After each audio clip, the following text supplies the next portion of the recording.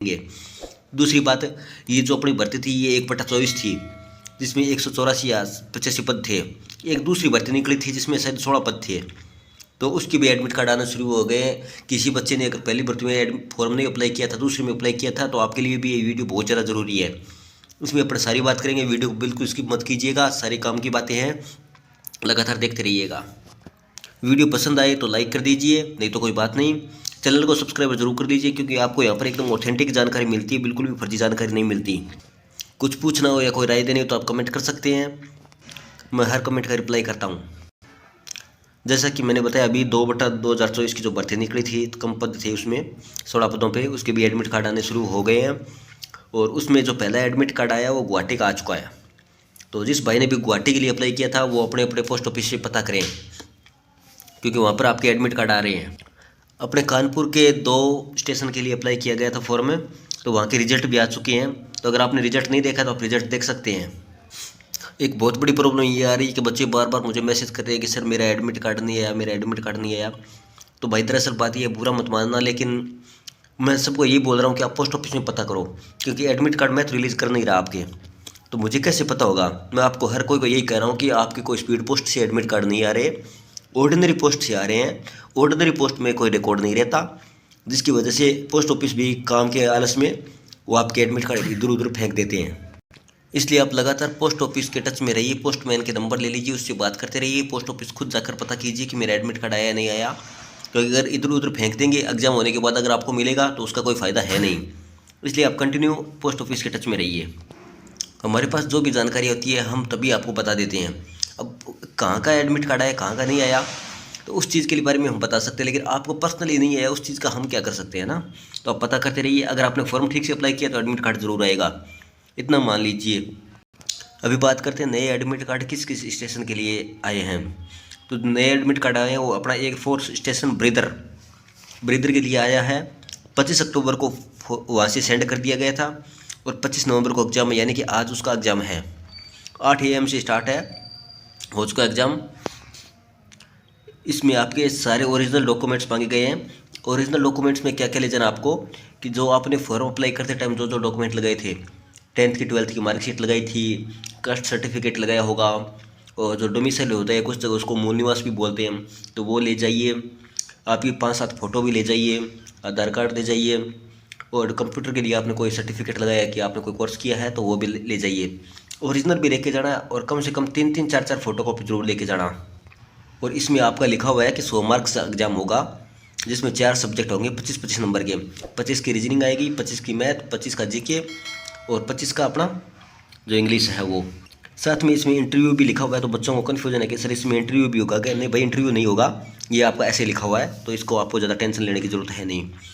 Typing by paper होगी आपकी, screen पर टाइपिंग नहीं होगी। मैं हर वीडियो में यही बात बोल रहा हूँ कि आप पेपर से टाइपिंग कीजिए, स्क्रीन से मत कीजिए। आप पेपर से टाइप करोगे तो आपको थोड़ा सा जो प्रैक्टिस होगी वो मजबूत होगी। आप पेपर से टाइपिंग करके जाते हो, और अगर आपको वहाँ पर स्क्रीन पर करवाते हो तो आपको कहीं कोई प्रॉब्लम नहीं आएगी, आप बड़ी आसानी से कर लोगे। लेकिन आप स्क्रीन पर प्रैक्टिस कर रहे हो और वहाँ पर पेपर दे दिया ना, तो सारी परेशानी हो जाएगी, आप कर ही नहीं पाओगे। क्योंकि जो पेपर से करते हैं अपन, उसमें लाइन स्किप होने का बहुत डर रहता है, और बहुत सारी गलतियाँ होती है। तो आप ज़्यादा से ज़्यादा प्रैक्टिस है वो पेपर से कीजिए। 99% चांस है कि आपकी पेपर से करवाई जाएगी। इसके अलावा पेन, पेंसिल, शॉर्पनर, इरेजर, ये सब आपको साथ में लेके जाना है। तख्ती भी लेके जाना आप, जैसे अपना तख्ती होता है ना नीचे कुछ स्लेट जैसा, जिसके ऊपर पेपर रख के अपन कुछ लिखते हैं, तो वो भी लेके जाना। हो सकता है वहाँ पर आपको ग्राउंड में बिठा दे, तो आप अपनी तरफ से पूरी तैयारी के साथ जाना, ताकि आपको वहाँ कोई परेशानी ना हो। अगला जो एडमिट कार्ड है वो एयरफोर्स स्टेशन हैदराबाद के लिए आया है। ये भी आपका 5 अक्टूबर को रिलीज़ हो गया था वहाँ से, और 25 नवंबर को इसका एग्ज़ाम है, आज ही इसका एग्ज़ाम है। इसमें एक नंबर नहीं लिखे गए हैं कितने नंबर का होगा। ये आपके 40 का भी करवा सकते हैं, 80 नंबर का भी करवा सकते हैं, 100 नंबर का भी करवा सकते हैं। तो जितने का भी कराए कोई फ़र्क नहीं पड़ता। सब्जेक्ट चारों वही आने हैं, इंग्लिश, जीके, रीजनिंग, मैथ, ये सब आना है आपका। और अगर आपके एडमिट कार्ड आए उसमें अगर 15-20 दिन, महीने भर का टाइम बाकी है, तो आप हमारे बैच से ज़रूर जुड़ सकते हैं। पीछे अभी 8-10 सेंटर के जितने भी एग्जाम हुए हैं उसमें हमारे बैच से बाहर कुछ भी नहीं गए, बच्चे गए हैं उसमें एग्ज़ाम देने, बच्चों ने शानदार एग्ज़ाम दिया है।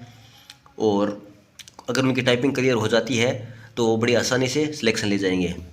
उसमें हमने इंपॉर्टेंट टॉपिक्स भी दिए गए और सारा कुछ इंपॉर्टेंट टॉपिक्स ही आया है, उससे बाहर कुछ गया नहीं है। तो अगर आप चाहते हैं हमारे पेड बैच से जुड़ना तो आप इंस्टाग्राम पर मुझे मैसेज कीजिए। इंस्टाग्राम का जो लिंक है वो वीडियो के डिस्क्रिप्शन में भी है और चैनल के अबाउट सेक्शन में भी है। और आप इंस्टाग्राम पे डिफेंस जॉब एक्सपर्ट नाम से सर्च करोगे तो वहाँ पे हमारा चैनल आ जाएगा। पेड बैच से रिलेटेड आपको सारी इन्फॉर्मेशन वहाँ पे मिल जाएगी। बाकी आप अगर कुछ और पूछना चाहते हो तो आप कमेंट कर दीजिए, कमेंट में मैं आपको रिप्लाई कर दूँगा। अगला जो एडमिट कार्ड आया वो आपके स्किल टेस्ट के लिए आया है, यानी जो रिटर्न था वो तो हो चुका और ये स्किल टेस्ट के लिए आया है। ये अपने वेस्ट बंगाल का जो है एयरफोर्स स्टेशन बागडोगरा, अगर मैं प्रोनाउंसिएशन थोड़ा गलत कर रहा हूँ तो उसके लिए सॉरी, बागडोगरा नाम ऐसा कुछ जगह है तो वहाँ के लिए आया है। टाइपिंग स्पीड जो आपकी होनी चाहिए, कुछ जगह पर ऐसा हो रहा है कि पहले दिन एग्जाम करवा रहे हैं और तीसरे दिन टाइपिंग करवा रहे हैं हाथों हाथ, तो आप उस हिसाब से भी अपनी तैयारी करके जाना, पैसा वैसा घर से लेके जाना अच्छा सा, ताकि आप वहाँ पे रुक सको।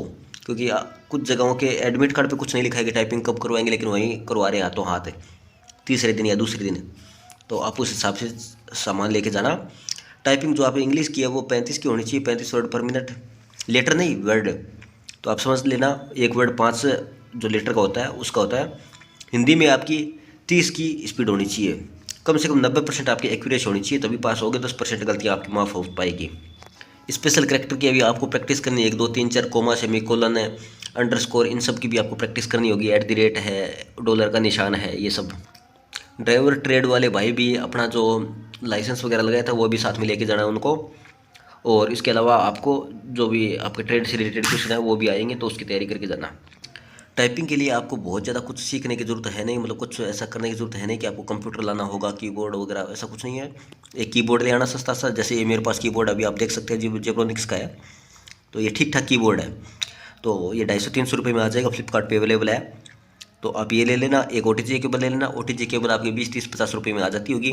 और आपके मोबाइल में आजकल हर मोबाइल में OTG सपोर्टेड आता है, तो उसमें आप कनेक्टेड कर लेना। बस आपका काम होगा। कहीं बहुत बड़ी स्क्रीन के 8-10 हज़ार रुपये लगाने की जरूरत है नहीं बिल्कुल भी। पेड बैच से रिलेटेड जानकारी के लिए आप मुझे इंस्टाग्राम पे मैसेज कीजिए। इंस्टाग्राम का लिंक आपको वीडियो के डिस्क्रिप्शन में मिल जाएगा और चैनल के अबाउट सेक्शन में भी मिल जाएगा। और आपके लिए बहुत फ़ायदेमंद है वो बैच। अगर वो बैच आप अच्छे से कर लेते हैं तो आपको सिलेक्शन से कोई नहीं रोक सकता।